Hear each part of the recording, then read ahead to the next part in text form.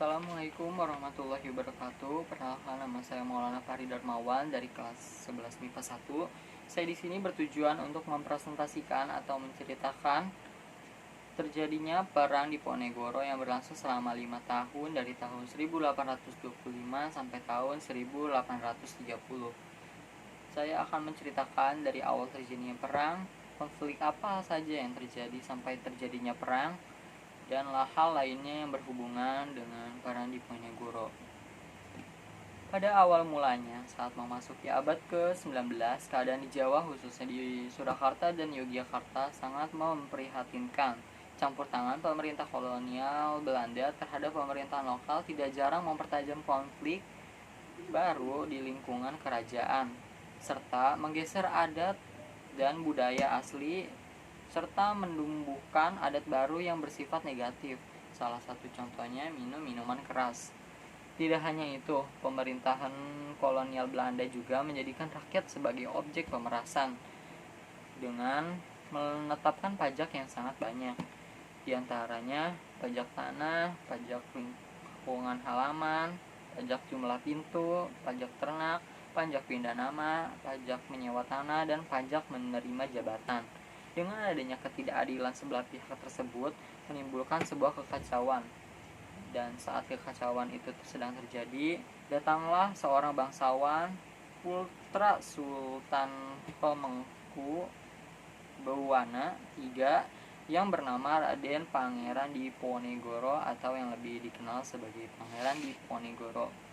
Datangnya Pangeran Diponegoro bertujuan untuk menentang Belanda setelah ia melihat betapa tersiksanya rakyat di sana.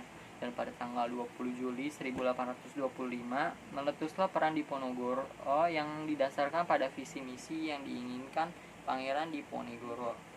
Pada tanggal 20 Juli 1825, di hari yang sama pada sore hari, rakyat Tegalreja berkumpul di Endalan Tegalreja membawa perlengkapan senjata perang untuk melawan Belanda.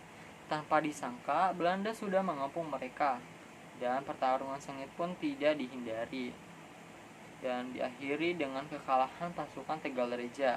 Sedangkan dengan banyak pertimbangan, Pangeran Diponegoro beserta sisa pasukan Tegalreja lainnya memutuskan untuk mundur ke arah selatan Bukit Selarong. Di Selarong, Pangeran Diponegoro menyusun strategi. Di antaranya, yang pertama, mempersiapkan beberapa tempat untuk markas komando cadangan. 2. Merencanakan serangan ke Keraton Yogyakarta. 3. Mengirimkan kurir kepada para bupati dan ulama. 4. Menyusun daftar nama bangsawan, kawan ataupun lawan. Yang kelima dan yang terakhir, membagi kawasan Kesultanan Yogyakarta menjadi beberapa mandala perang. Dengan rencana itu, banyak kemenangan yang didapat saat melawan pasukan Belanda. Namun, ada beberapa tempat yang masih bisa dipertahankan oleh pasukan Belanda.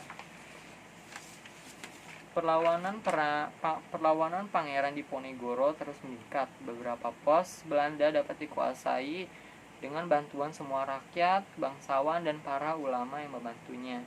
Belanda tidak tinggal diam. Mereka memperkuat kekuatan dan memakai strategi sistem benteng style cell, yaitu membuat benteng di setiap sudut kota yang telah mereka kuasai dengan tujuan untuk meminimalisir pergerakan dari perlawanan Pangeran Diponegoro.